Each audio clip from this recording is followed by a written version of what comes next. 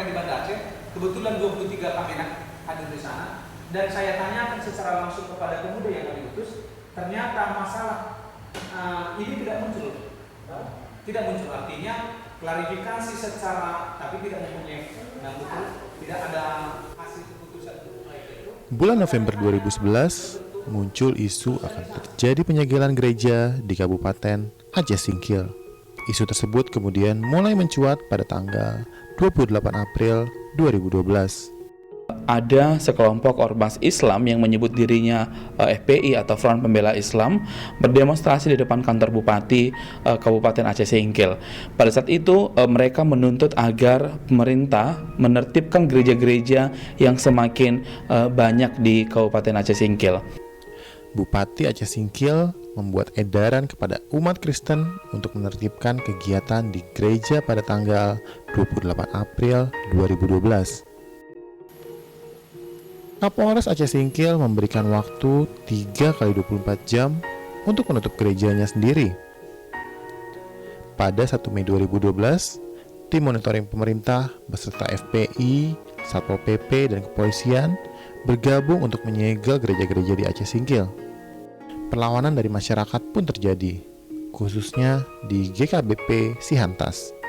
Ya, pada saat itu sekelompok perempuan, sekitar 60 orang perempuan melakukan perlawanan. Mereka menjerit-jerit histeris untuk menolak penyegelan gereja yang dilakukan oleh tim monitoring yang dibentuk oleh pemerintah.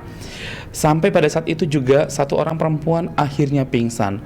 Karena perlawanan itu kemudian tim monitoring melakukan penundaan penyegelan terhadap gereja mereka.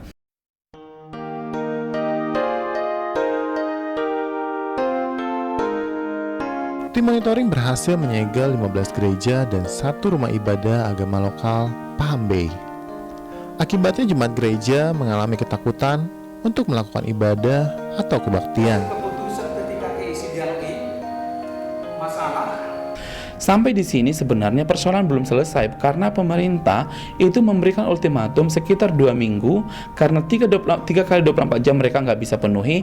Di dalam jangka waktu 2 minggu itu pemerintah akan mengutus timnya supaya gereja-gereja tersebut dibongkar.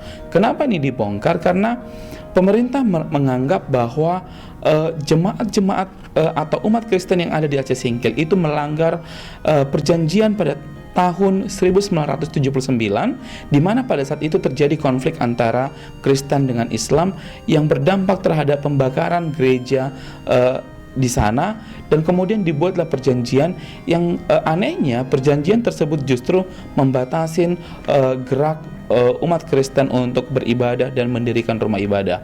Perjanjian ini kemudian diperkuat, direview kembali pada tahun 2001.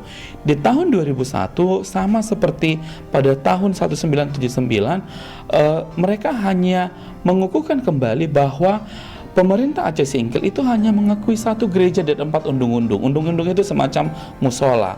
Kalau di Kristen disebut dengan semacam pos PI. Nah, dampak dari konflik ini kemudian bahwa situasi atau jaminan hak atas kebebasan beragama dan beribadah itu menjadi terancam gitu. Terkait dengan itu, umat Kristen merasa bahwa mereka diperlakukan tidak adil sehingga mereka menolak segala bentuk penyegelan yang terjadi terhadap gereja mereka, bahkan rencana pembongkaran tersebut. Maka mereka mengupayakan ada perlawanan untuk menggagalkan rencana pemerintah tersebut karena rencana tersebut telah diumumkan pemerintah melalui surat bupati yang sudah diedarkan. Dari kejadian ini diharapkan kebinekaan tetap terjaga. Semoga kita bersama-sama meminta kepada Bupati Aceh untuk menarik keputusannya menyegel gereja di Aceh Singkil dan tidak terprovokasi. Salam keberagaman.